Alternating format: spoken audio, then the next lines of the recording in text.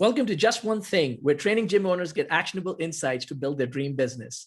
I'm your host, Sumit Seth, and I'm with the legendary Tom Plummer. And over the next 12 minutes or so, we will unpack one thing to help you move forward in your business this week. So let's get started.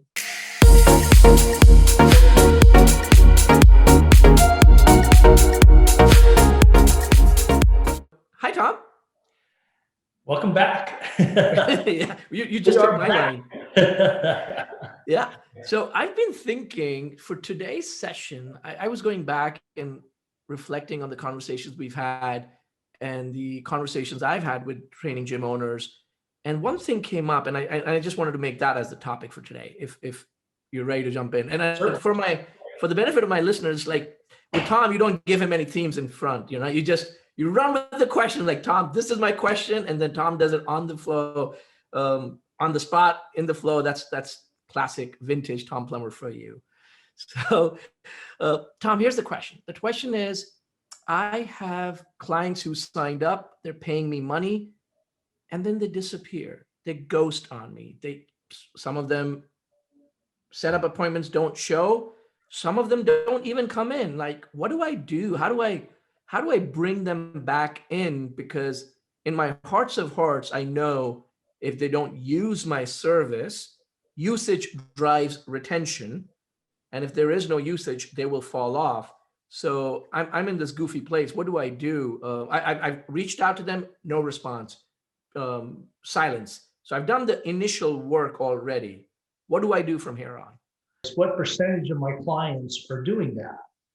So if it's an outlier, if I've got 150 clients and one or two people just disappear like that, that's probably an indication that the business is okay, but it's that person, it's a problem. But if I start to see, and the magic number to me that always scares me is 10%. Okay. So if I've got 150 clients and all of a sudden I see a pattern where people are kind of disappearing or something's going on, you can't fix anything by blaming them. So you have to always go, look, what's going on in my business? And we talked about this once before, and I think it's powerful, is we always tell the clients the right thing, but we often don't do the right thing. So we tell them this is what's going to happen when you join my gym, but then when they actually get in there, that's not the current reality. So I joined a gym. I'm a stressed out parent. I show up for a 4:00 session. It starts 5 minutes late, or worse yet, it goes over, and that they walk out pissed.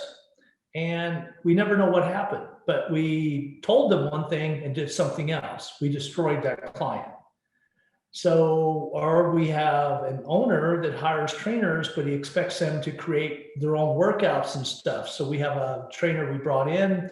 Initially, they were pretty good, where they're all of a sudden they start to put in some of their movements from what they believe or something, not following the protocol for the gym.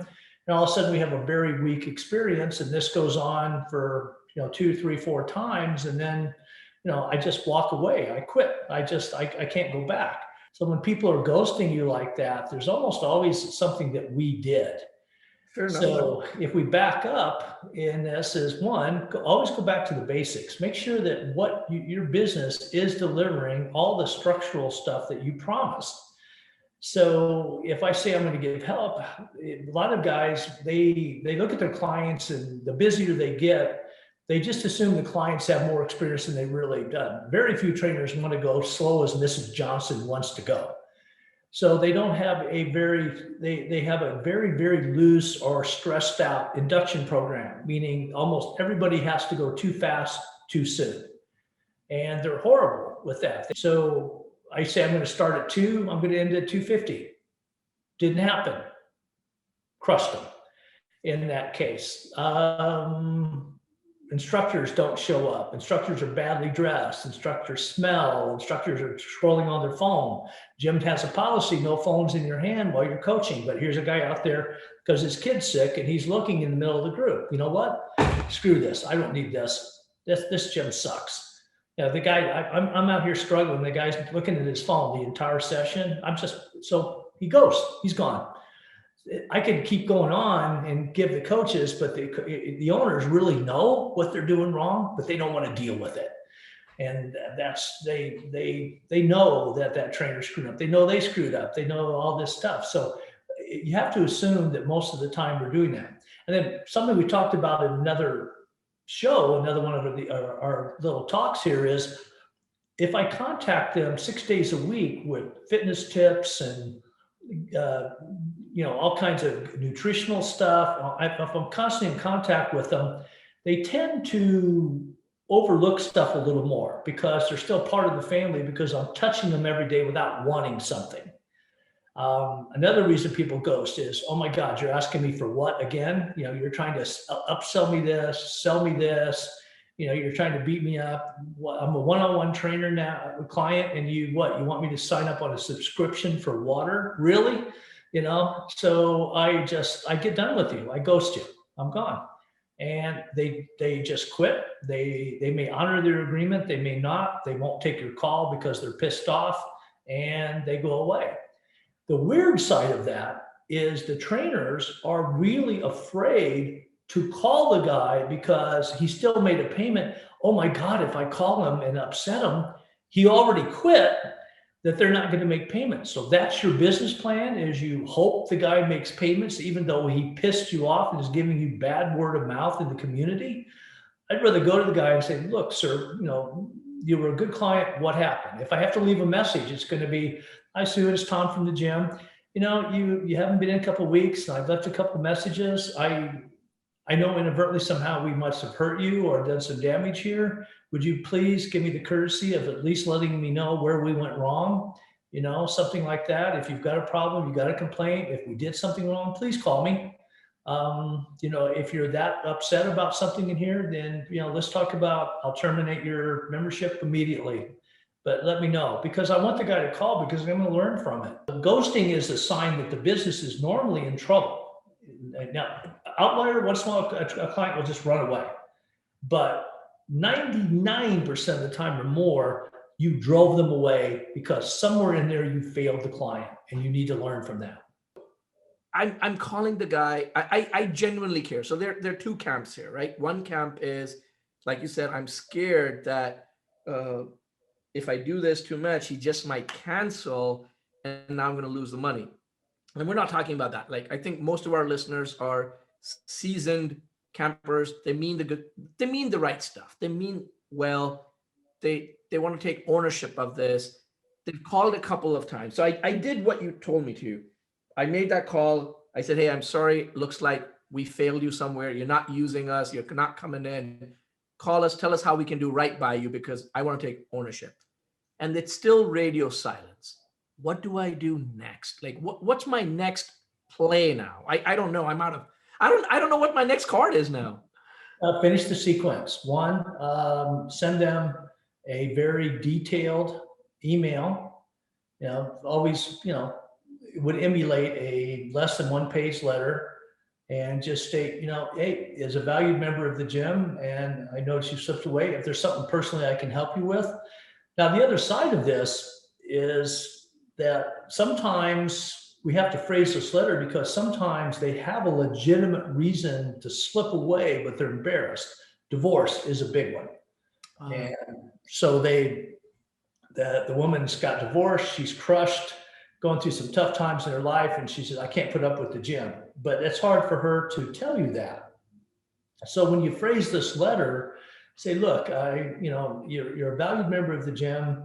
I've left some messages. If there's something that I can help you with, if there's a situation at the gym that if somehow we hurt you or damaged you, I'd love to know that. If there's something personal going on, please let me know as best you can, because I don't want you to lose any time. I'll freeze all the time that you need. We'll do whatever you need to, because you're a valued member. But please reach out. You have to open that door and let them know that, look, and and I'm in this for the long haul. That's what I'm saying as a gym owner. I'm not in this to bag one client for a payment this week. I'm in this to create wealth, retire in 10 years, pay off my house in 10 years. I'm in this for big reasons. So if I look at her and she says, am devastated. I'm in the middle of a divorce. It's the ugliest thing ever. I'm fighting for custody of my kids, you know, and all of a sudden you kind of go, ooh, okay. I'm saying the owners won't do this, but they have to lean in and go, how may I help? What do you need from me at the gym? But when you do that, then always give the options because she may not see them. So how may I help? What do you need? And by the way, here's a couple of things that help you. One, if you miss time, you're gone 2 or 3 months, you can make it all back. You know, if you want to keep making your payments, fine. If not, if you need to cancel your membership now because of just the stress, I will do that immediately. And because you know it's legit, because she's on the phone crying, you know this is a burn down. And because I'm going to get her back. She's going to be part of my plan, but also more importantly, when she's talking to her sister and 2 of her friends sitting there drinking wine, I want her to go, you know, the guy from the gym called, he was so nice. You know, I can't believe, I wish everybody that I did business with was as gentle as this person. So when you send that letter, you have to assume that 1, it's us, but 2, maybe they have an issue, but we need to hear the issue because I can't help her until I at least know there's a problem. Fair enough. So I send the letter out by email, and then I send an old-fashioned, honest to God, been there, done that before, snail mail letter. And because I know she's probably going to get that because it's hand addressed. And if they still don't respond, you've done everything, move on at that point. In that case, do not cancel the contract because you've given her everything, because she may just be paying, thinking she's coming back. Just let it go. Okay. And if she goes, you know, hey, well, I dropped out 3 months ago. Well, I owe you 3 months, you know, not money, but I owe you 3 months of time. You can make it up. Well, I quit. You didn't tell anybody. I have nothing in writing. So this is a contract. At that time, I will go a little bit hard ass because she failed on her part. We had a contract. She didn't do it. Now, will she go up, bitch and moan? Yeah, but hey, you know, her friends are going to look at her like, well, why didn't you just cancel it? Yeah, you know, she's the idiot factor moves to her, not to me. I love the idiot factor. That's going back into my code book of Tom. So this is cool. Okay, so first I call. Second is I drop that email. Third is snail mail. Give me the times, please. Like walk me through how soon am I sending? First time down, as soon as I notice it, I'm going to send it, right?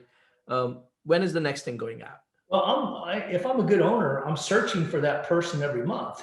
There's the layer into the layer that you do like the numbers is the magic number of 8.